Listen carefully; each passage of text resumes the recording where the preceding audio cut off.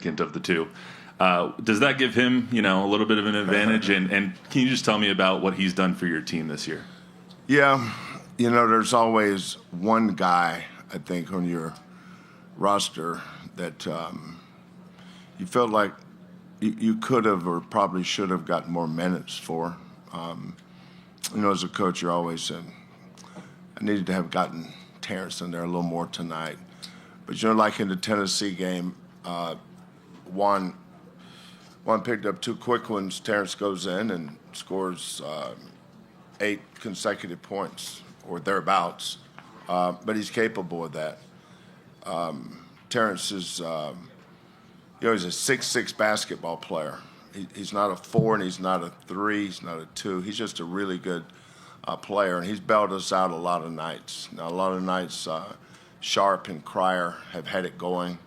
I've closed games with Malik Wilson because of his ability to guard multiple positions. But Terrence is a huge part of our success this year for sure.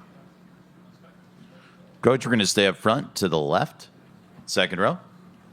Hey, Coach Robbie Listella, Bracketteer.org. I talked to some of the guys in the locker room yesterday, and some use last season's loss as motivation to come back this year, and some wipe the slate clean. I'm curious, from your perspective, is there a healthier approach for last season in terms of using it this year, or is it better individual player basis? Last year has nothing to do with this year for me. I mean, we have a new team, so it's irrelevant to me. We're going to go to the center of the room with Eddie. We're going to use the front right microphone. Hi, Coach. Eddie Pels from AP. I poking around on the internet, I saw your loose ball drill a little bit, and I was wondering if you could kind of explain the origin of that, what you're trying to get out of it, and how well it works or doesn't. What was the first part of that about the poking around? What did you say? He was on the internet and he saw your loose ball drill. I've never seen that. So I've got to find the culprit that filmed that. Okay. No, I've always done that. It's usually the first drill. There's probably a couple of drills that I do. First drill of the year. And then I don't do it anymore because something happens once, it could be a accident. Happens twice, it could be a coincidence. If it happens 3 or more times, it can and should be a habit. And I think as coaches, whatever it is we're teaching, we're trying to create habits, good habits. And as long as they're doing that naturally, I don't need to do a drill. Matter of fact, I don't even like that drill. I don't like doing drills. I'd rather them be like that anyway. But I've had some kids that I've had to, not necessarily the team, like Emmanuel Sharp. Emmanuel Sharp doesn't need to do that drill. Milos Uzan did when he got here. LJ Cryer probably did. But most of our guys, every loose ball in practice, if we're having practice, and I don't care what day it is, could be today. If there's a loose ball, then there should be a habit of getting on the floor after it. Just to follow, are there any rules to that drill other than get the ball? I mean, it looked like it was a basic free-for-all, but yeah, I've never really had anybody look at that and then give me their expert analysis of it. Yeah, it's pretty much whoever technically whoever gets it is on offense, and whoever does not get it's on defense. So we try to be multi effort with that drill. Now, sometimes I just do the drill with a individual against nobody. Sometimes I may just drop the ball, let it pitter-patter to a stop, and when I blow the whistle, we'll see how quick they get to it. Everything's a competition, But, you know, like our kids say, it's not for everybody, but it is for the ones that are here. Coach, we'll move to the back of the room on the right side. Dan? Yeah, Dan Wolken, USA Today. Kelvin, I wanted to follow up on something you said yesterday about how nobody talks about Coach Scheyer replacing Coach K anymore. How difficult is it from your perspective with your history in the game, what they've actually been able to pull off to make that transition as relatively seamlessly as they have? Well, I've been knowing Mike for a long, long time. You know, since he's moved into you guys' world as a media guy. I've been on his radio show, and we've had conversations. I don't like it when people say he's the GOAT. Mike Krzyzewski is certainly a GOAT, but a lot of that stuff is so generational. But Mike Krzyzewski, during his generation, was the standard for everybody. And I think Mike deserves a lot of credit for being involved in the process to pick Jon. He coached Jon. He worked with Jon. So Jon had a head start. And when he had his press conference, you know, a lot of people talked about that. He's replacing a legend, and he was. But this is Jon's third year, right? So in his third year, you know, it's not talked about as much. And that's a credit to both of them. Mike for having a huge part of choosing the right guy. And then Jon for being independent enough to become his own person with his choosing his staff, doing that general manager thing. I still don't know what that is. You know, we got managers. I'm not sure they're have any. They wipe the floor up though. They bring me water halfway through. I mean, they have important roles, but probably not as good as a general manager. Different compensation probably, too. Probably. Fourth row on the left. Hey, Coach, Evan Miyakawa from evanmia.com. Of all the teams in the Final Four this year, you guys are the most reliant on returning players. I think about 80% of your minutes are from guys who were on the roster last year. Is that roster continuity important to you, and how has that played a role in how this team has done this year? Yeah, it is to us. You know, when Cooper Flagg chose to reclassify, I think he showed up at 17 years old. Am I right saying that? Well, that's how old J.Wan Roberts was when he came to us, too. We had 5 guys 17 years old. Jamal Shead was 17. JoJo was 17. J.Wan Roberts was 17. Javier Francis was 17, and I'm missing somebody. But a lot of our guys turned 18 either in the summer or in the fall. But I have a great staff, and I think the strength of our program is maybe not recruiting the 5-star guys that a lot of the schools that are here do, but we develop guys into 5 stars, and we take a lot of pride in that. You know, Marcus Sasser was probably ranked 300 and something. He wasn't the top 10, he was top 300. He was a 25th pick in the draft, top first-round draft choice. Jamal Shead was probably a 2-something. But I've got a great staff that's been with me a long time, either played for me or shared a house with me growing up, my son. And they're really good at that, you know, and I give them a lot of leeway, a lot of responsibility. And that's why our success is a shared success. You know, I give a lot of credit to my staff for doing an awesome job. Coach, on the right side, to the left of the aisle. Kelvin, Mike Finger from the San Antonio Express News. I know Pop reached out to you this week. I'm wondering if you got a chance to talk to him or see him this week. And also, do you still consider the year you spent here, the few months you spent here, as being sort of transformative, important for your career? Yeah, Pop and I have been in contact, and we're gonna hook up here. But it's transformative. is important. But we all have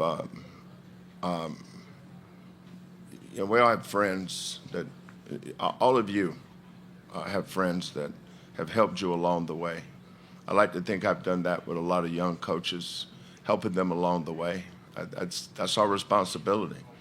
My dad was a high school basketball coach, and even until the week he passed away, he was helping somebody. So I just think that's important to do.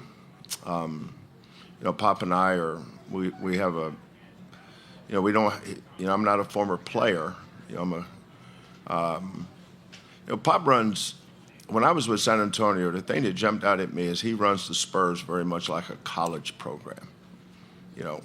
He talked to Tim and Manu and Tony very much like I would talk to Galen or to, well, maybe not that close, though. I saw him get on Tony. But there was mutual respect there. I think that's what makes Pop special is he shows great respect, and he gets it back. And what he did for me, I've tried to pay that forward many times. Coach, we're going to try to attempt to flex our technology, and we're going to go to Josh in Montana. Josh, can you hear us? Yeah, good morning. Over here it's morning. Over in Central Time it's afternoon. But good morning, Coach Sampson. Josh Margolis here from NBC Montana in Butte. I was just curious. Butte. Mm-hmm. Yes. I know you spent a lot of time here. What's the temperature in Butte today? Right now, we're looking at about 26 degrees. Not too bad. We're going to be up in the 60s by next week. Last weekend of skiing coming up. So yeah. Big fun coming up ahead. But just quick question for you. I mean, could you kind of talk a little bit about how critical your time at Montana Tech was to get you to where you are now, and the importance of maintaining relationships with people like the current head coach there, Adam Hyatt, and your former assistant, John Thatcher? Well, John sold New York life insurance, and he would come over and help us in the afternoons. He was a Butte guy. He taught me a lot about Butte. But, Karen, my wife and I got married when we were 23 years old. She was a school teacher, and she gave up her career to help me chase this crazy dream I had. But Judd Heathcote went to his freshman year, I think just a semester, but he went to college at Montana Tech. He coached high school basketball later in Spokane, Washington, I think West Valley High School. And then he played for Marv Harshman at Washington State, and then hired me as his grad assistant at Michigan State, which is a roundabout way of saying that's how I got to Montana Tech through Judd Heathcote. But they named me the head coach, but they never had a winning season. Everybody there that played, every student was an engineer. I could never have gotten into school there, and I'm coaching those guys in basketball. I think every curriculum required a minimum of 30 credits of math. It was metallurgical engineering, right? Mining engineering, petroleum engineering. I could never go to school there. But they hired me as their basketball coach because it was not important. If it had been important, they would have never hired me. And I felt a lot of those guys that were seniors were older than I was. We're the same age. I was 24, and they were in their 5th or 6th year because they were doing something extra onto their curriculums. And said, Coach, I can't make practice today. They didn't ask me. They just said, hey, I'm not going to be at practice today. Now that would be taboo. I wouldn't listen to that. But then it was, sometimes we'd only have 7 on a road trip, which meant we didn't have to take a bus. We just would go to motor pool, and they'd give me the keys to the van. And then they would give me no credit cards. I just have enough money to go fill the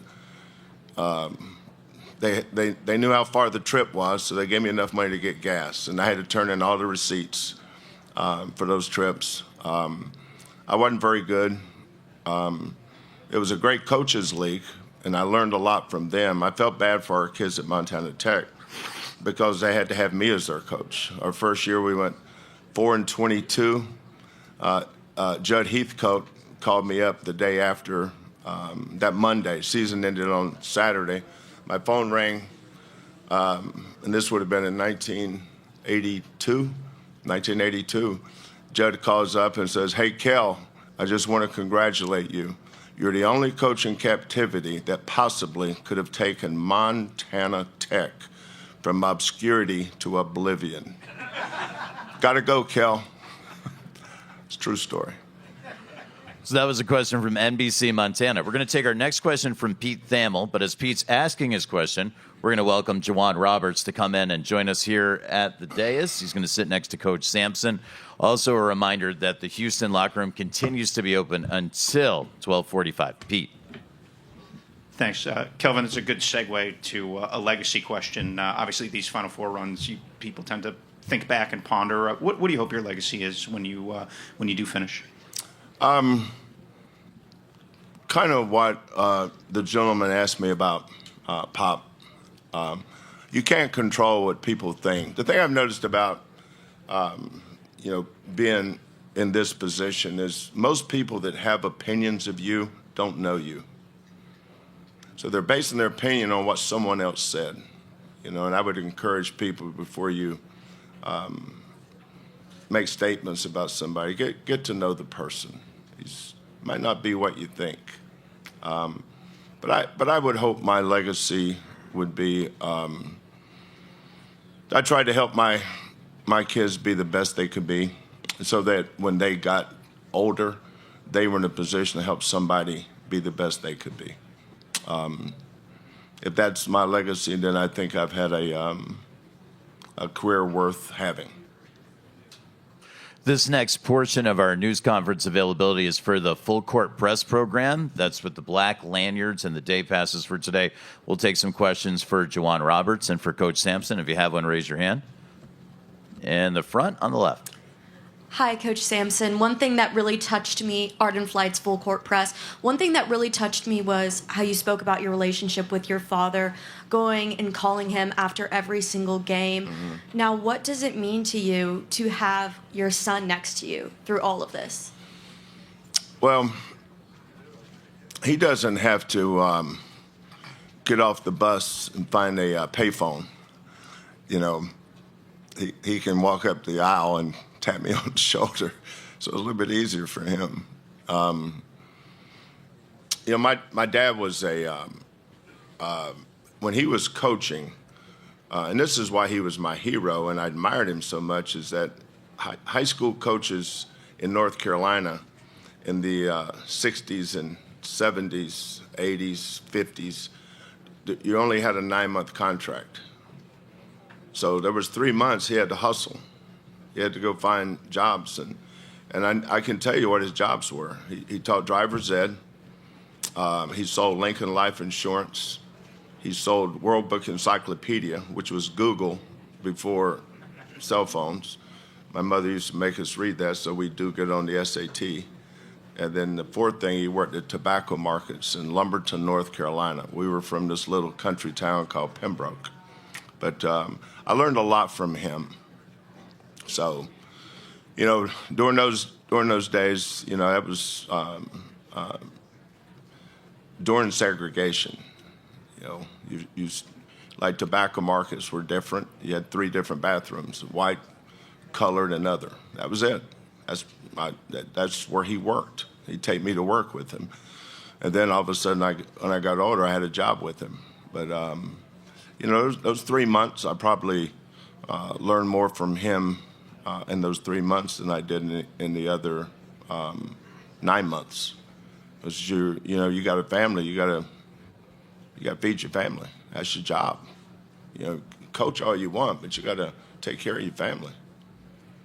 You had a follow up? Yes. Same microphone.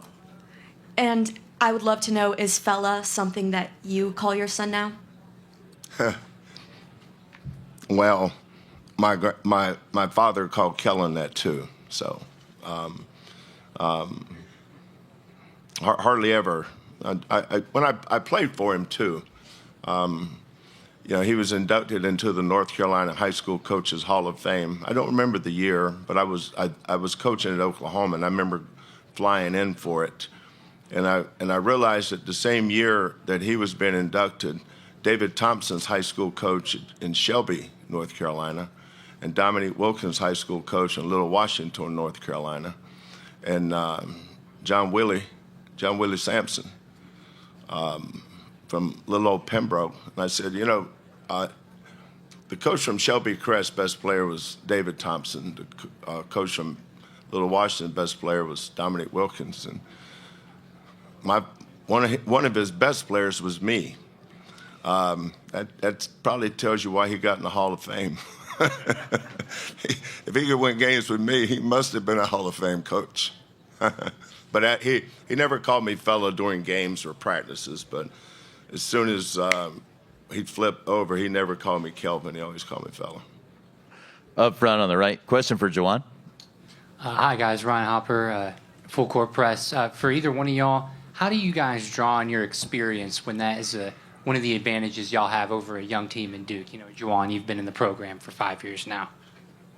6. Oh, 6, excuse me. When I first got here at 17, I had a lot of guys, that I could learn from. Dejon, Bryson, Justin, Fabian. Those guys, they took me under their wing, as vets. And I didn't know what I was getting myself into, when I first got to University of Houston. I didn't know what the culture was. I didn't know the in and outs of it. And I think those guys, helped me along the way, especially when I redshirted. I took a lot of notes from those guys, learned as much as I can. And as years went by, I kind of understood the system, and I just surrendered. And, being with Coach for 6 years, I kind of understood what he was doing. At first I didn't know. I didn't know that. I didn't know why he was screaming at me so much. I didn't know why he ran me so much. I didn't know what it was until I see that he only wants the best for me. He always wants me to go out and play to the best of my ability and help as much of those guys, that I can. So having guys like LJ coming over from Baylor, he won a national championship. He knows how to win. Playing with Marcus, playing with Jamal, playing with Quentin, all those guys are great players that helped me, along the way. And me being in my 6th year, I have a different role on this team now that, Mercy, Said, Chase, those younger guys look at this program as a winning program and see me as being here the longest. And I learned so much from Coach Sampson and how to be a practice player every day, how to be a leader every day. And, I would probably text Coach probably once every 2 months, and I appreciate him for giving me the opportunity to play at University of Houston. And I appreciate him for, taking the time out to coach me and make me the man I am today. And I can honestly say I look at him as, my second father. And I can honestly say that. He taught me so much from 17 years old to 23. And I feel like being a vet on this team now, I play for him. He put in so much blood, sweat, and tears into the program, into us, to want to see us do good. So just being a vet, I just try my hardest to, lead by example and just trying to make him proud. We'll take another question in the second row. Dorian Waller, Arizona State University and Cronkite News. This is a question for both Juwan and Coach Sampson. There's a recent viral video on Twitter of your practices. People are commenting on the intensity of them. Can you talk about how that intensity transfers from practice to the game? Juwan, first, please. What video was it? I'm finding out there's some leaks. Give the microphone leaks back. in the system. It was actually a clip of 2 videos. I think one, the players were diving on the ground for loose balls, and I think they went crashing into the chairs, and people were kind of shocked by how intense that was. That would be the floor. Like the floor, you calling the chairs the floor? Or? No, I'm calling it the ground. Oh, the floor, the court floor, excuse me. Yeah. And so what's the question? How does that intensity in practice translate to the games?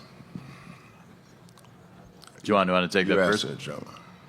I mean, that's all we know. You know, coach has a standard that he comes into practice with every day, and that's playing hard and competing.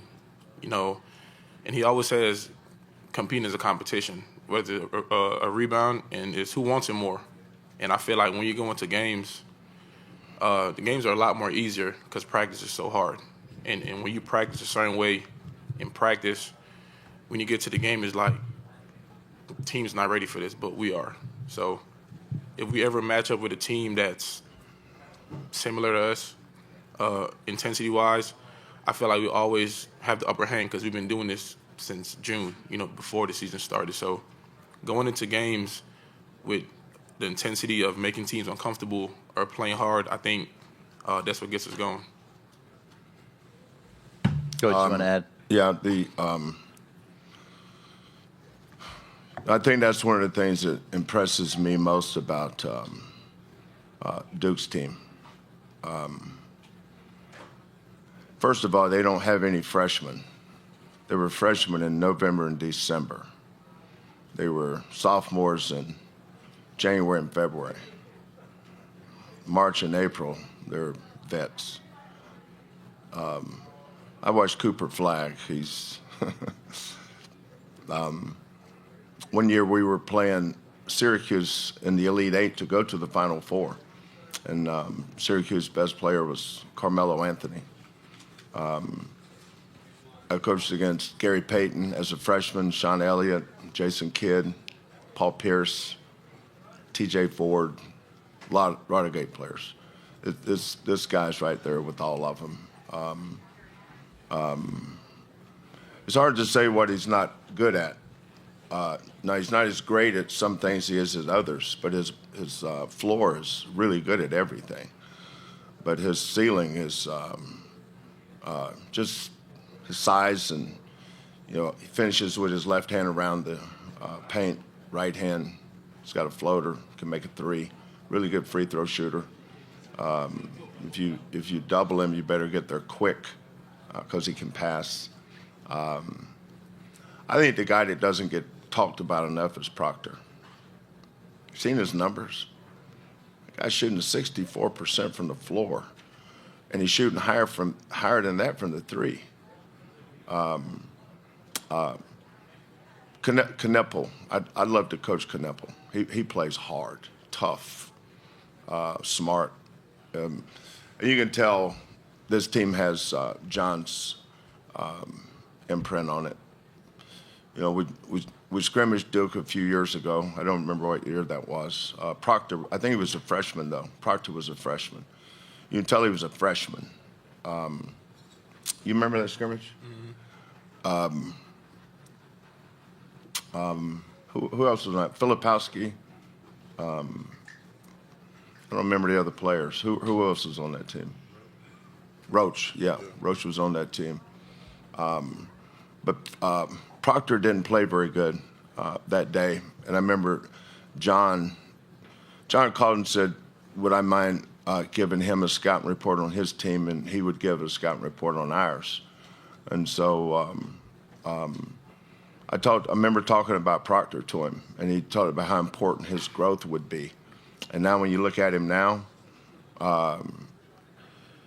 he's elite in every area. But the area that he's improved the most in is his toughness. Proctor's tough. Kneppel's tough. Flagg is tough. Zion James, we played against Zion James 2 years at Tulane. He was probably the fourth best player on his team at Tulane. That's true. But that speaks to Jon Scheyer's ability to put his team together. He chose Zion James. Zion James' intelligence, his basketball IQ, his toughness, and he's a winner. And he doesn't require shots. He can make them, but he doesn't have to have them, and which is important on that team, because the guy you want to be shooting all your balls is those three. You want Proctor, Kneppel, and Flagg shooting all the balls. You know, offense is not an equal opportunity position. You know, the best shooters should be shooting the balls, and that's what Duke's really good at. We want to thank Coach Sampson and thank Juwan Roberts for joining us here in the main interview room. They're going to head back to the locker room, which is now closed, and they're going to get on the deck and have